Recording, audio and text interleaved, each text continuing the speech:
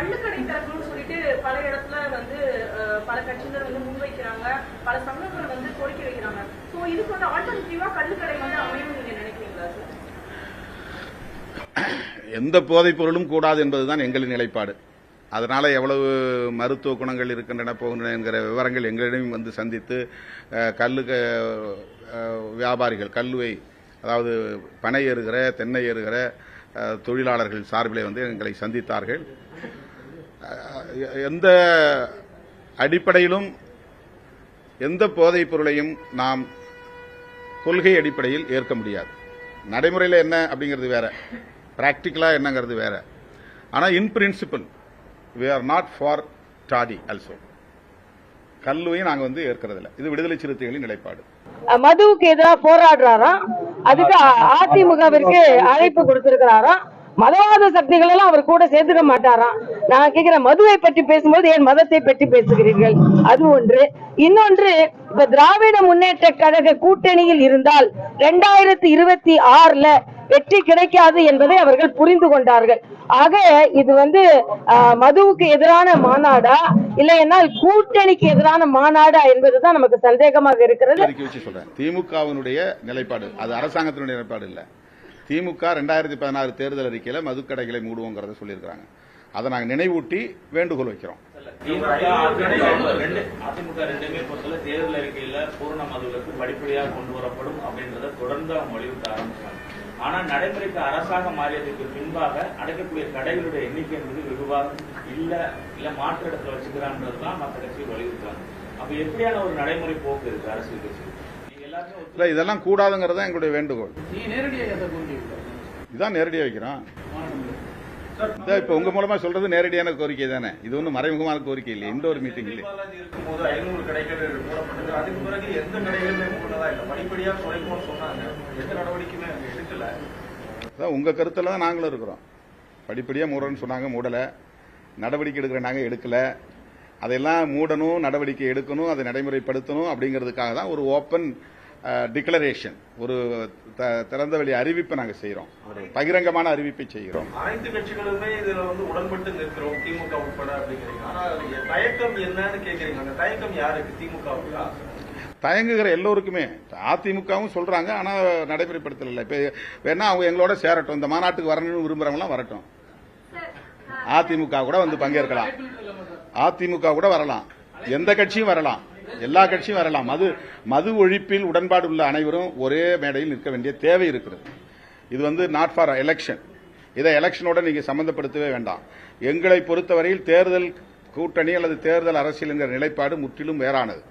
மக்களுடைய பிரச்சனைக்காக நாங்கள் எந்த சக்திகளோடும் எக்ஸப்ட் மதவாத சாதியவாத சக்திகளை விட தவிர இதுலயும் கூட அவங்களோட எங்களால் இணைய முடியாது.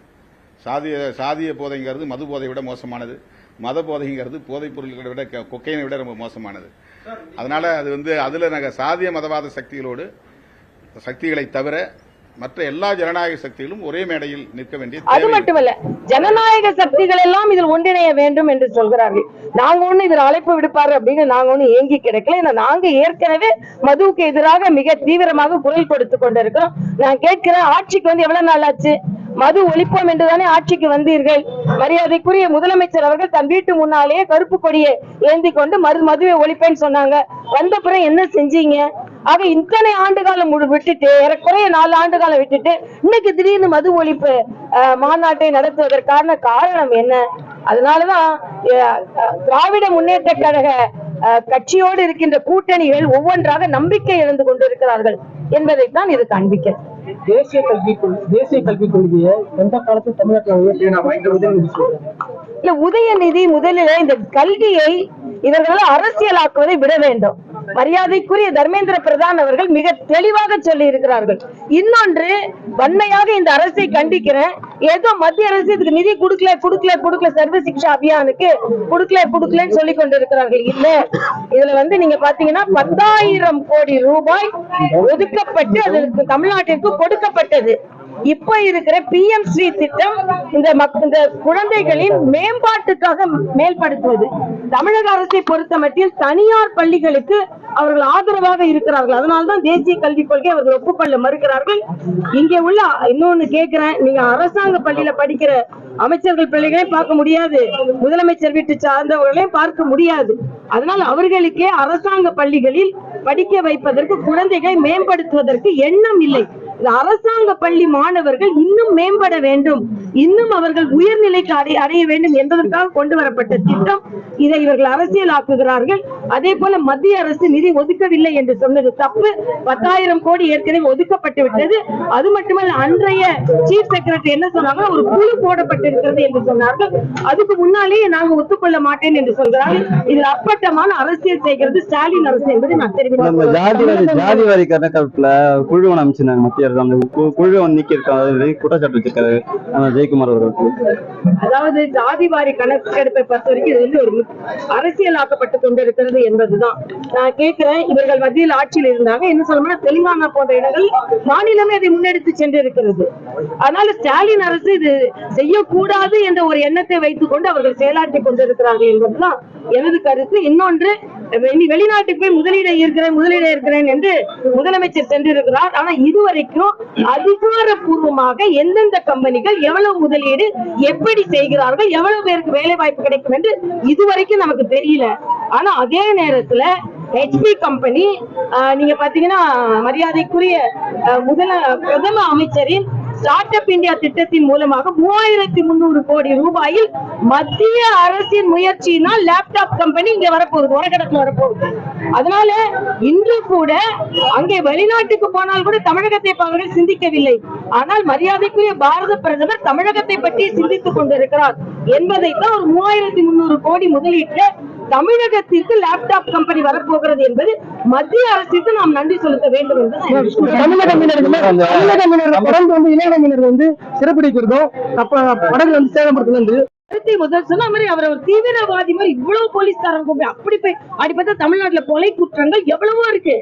அதுல உள்ளவங்க எல்லாம் இன்னும் தப்பித்துக் கொண்டுதான் இருக்கிறார்கள். ஆக நீங்கள் பாராபட்சமாக நடந்து கொள்கிறீர்கள் என்பது என்ன.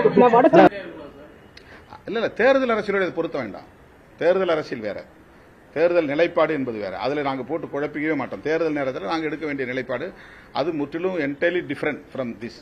அதாவது இதுக்கும் அதுக்கும் சம்பந்தம் இல்லை. மாநாட்டுக்கான இடம் தேர்வு பண்ணிட்டீங்களா? அனுமதி கிடைச்சதா? உங்களுக்கு ஏதாவது சிக்கல் இருக்கா மாநாடு நடத்துறதுல? இது வந்து ஒரு ஜனநாயக தேசம் தானே, நிறைய பேருக்கு சிக்கல் இருக்குங்கிறாங்க. இல்ல அவங்க முதல் முறையா சந்திக்கிறதுனால சிக்கலா பாக்குறாங்க. அது மாநாட்டுக்கு எல்லாருக்கும் அப்படி 22 கட்டளைகள் போட்டது உண்டு, கேள்விகள் எழுப்பியது உண்டு. அது கிடைக்காம போய் கோர்ட்டுக்கு போய் கோர்ட்ல எக்கச்சக்கமான டைரக்ஷன்ஸ் ரெஸ்ட்ரிக்ஷன்ஸ் எல்லாம் போடுவாங்க. அதெல்லாம் நிறைய சந்திச்சிருக்கோம். நம்ம செய்திகளை உடனுக்குடன் தெரிந்து கொள்ள உடனே சப்ஸ்கிரைப் பண்ணுங்க.